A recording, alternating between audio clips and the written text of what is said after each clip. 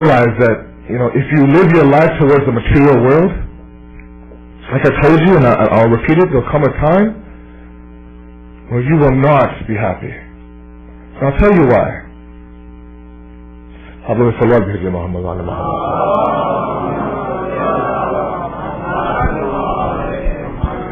When I was in California, I did some research online, and they told me, or the website mentioned, that what's the word I'm looking for?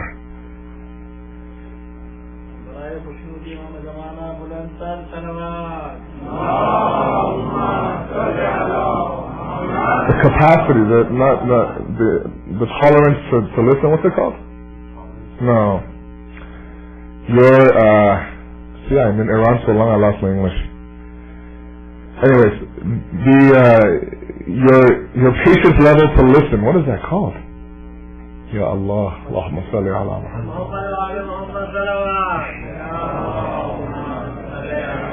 Your attention level, thank you. Your attention level. Your attention span, thank you. Now all of a sudden the answers come in. Attention span is 15 minutes. After 15 minutes I lose all of you. You go towards your weekend and say, and then at 15 minutes I have to grab you back, and I have 15 more minutes to make my message, and after 15 minutes then you fly away and you go somewhere else. So I think my 15 minutes is up, so let me grab you guys. Everyone's back here now? You're gone on your journey about Saturday and Sunday, you're back now? Inshallah. Let's move on. We've established so far, we've established that man needs laws, we've established that man needs a combination of man-made and divine laws. Right? Logically speaking, we've established that an individual in a society that is law-abiding but morally corrupt is not a person who is a successful person. Agree? The same token, you have an individual who is not law-abiding but is morally sound. Again, he is not a representative for us. What we're looking for is someone who's law-abiding and morally sound, who follows man-made laws on the outside, stops at 3 a.m. on a stop sign, at the same time understands who his creator is. Alright? That's block number 2. Now, where does religion come into all this? The system of religion. What does religion do? The system of life. What does Islam do? What does Islam bring to the table here? First of all, let's establish one thing. Surah Shams in the Holy Quran. It's a beautiful surah. Allah subhanahu wa ta'ala swears by 7 things in Surah Shams. The sun, the moon, the night, the day, and so on and so forth. Then he swears at nafs, wa nafsi wa ma sawaha. He explains then that this nafs has been taught right from wrong.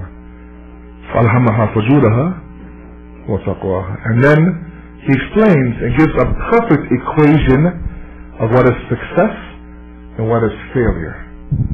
Follow me here for a second. He swears by 7 things, swears by the nafs, explains the nafs has been taught from right from wrong, then says, قَدْ أَفْلَهَ مَنْ زَكَّاهَا. The man who is successful is the person who purifies his soul. And right after that, وَقَدْ خَابَ مَنْ دَسَّاهَا. And the one who is a failure has corrupted his soul. We understand that success now is not defined by anything I can touch or feel or smell but rather something that's within. I don't know how many of you listened to the speech today by Malana. It was very beautiful what he mentioned today. This man that we talk about, this is not what the Quran is talking about. It says, قَدْ أَفْلَهَ مَنْ زَكَّاهَا. To understand that, we have to understand that what Islam brings to the table is this idea of, remember I talked about that third need that we have? Everyone here needs to know where we came from, what this life is all about. Every single one of us at one time in our life, be it yesterday, be it tomorrow, be it 10 years from now, we ask ourselves, what am I doing here? Why is it that I live 65 years, 70 years, I get buried in the ground and then that's it?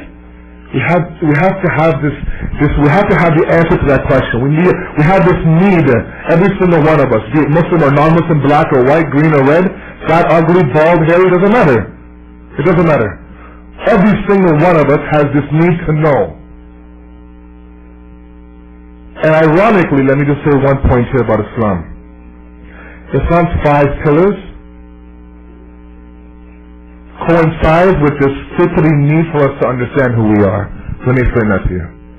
The very first question we have to ourselves is, where do we come from? Agreed? Every single one of us has thought that to ourselves. Where do we come from? How was I born? What happened to me before? What was my beginning? How was I at that moment? That entire discussion is a discussion on Tawheed. Agreed? The second question is, what is my responsibility on this planet right now, in my 60, 65, 50 years that I'm alive? May Allah give you a long life, inshallah.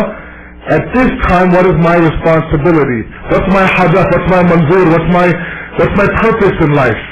That discussion is a discussion on Nabuwwat and Amamat. So why did Allah send the Nabis and A'immah?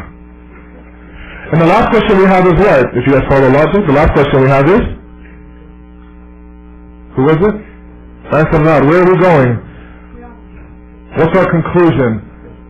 What's our destination? Thank you. What's our aqibat? Where are we going to end up? What's going to happen afterwards? There's a funeral this afternoon. You sit there and you wonder, the casket closed down, this person has a white thing tied around him, he can't see a thing, we put him 6 feet under, we bury him, we go home. For a moment you think, either you think what's going to happen to him tonight, or you think what's going to happen to me when I go down there. And that's a discussion on Qiyamah. And the evolution of Islam doesn't ask you to look here and there and this book and that book. It's just to look within your fitrat, man. If Islam is anywhere, it's inside of you. Islam isn't about Sunday church, big emotional speeches, nor is it about the fact that it doesn't spread out to humanity. Islam is a religion based on the fitrat. It's based on the human conscience. Those 3 important questions are answered by 3 very, very unique and distinct roots of Islam. Without that, you're not a Muslim. That's how important it is. And that exists in every single one of us. So now we understand when the Quran says, Inna deen indallahi Islam. This complete system of religion that came about, where if one system lacks this, Islam feels that lacking.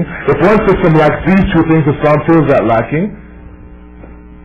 If Christianity is all about emotional and divides church and state, Islam says no, Islam is a complete system of life.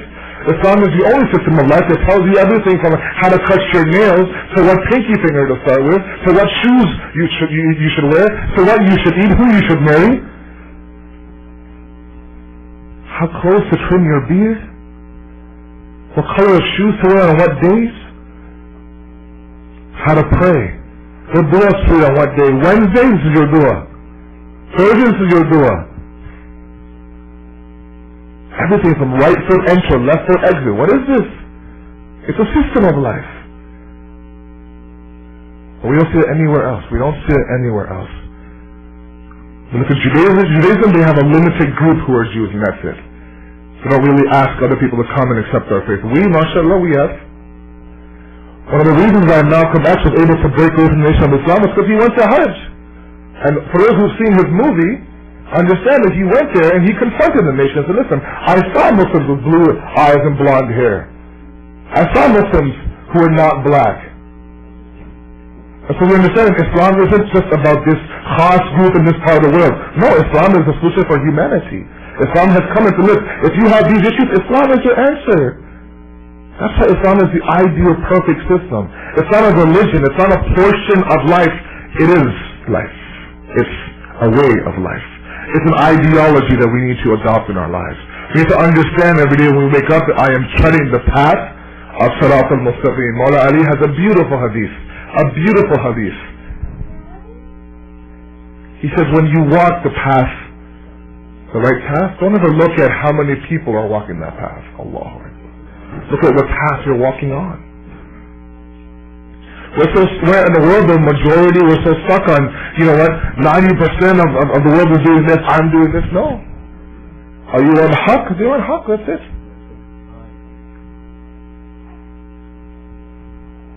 One small country, one small part of the world is standing up to to Shaitan and Buzurg, and people are questioning that. No, about that, you should be joining that nation, not questioning that nation. Don't look at the majority or minority. If anything we can get from Karbala is 72 people create a revolution against thousands.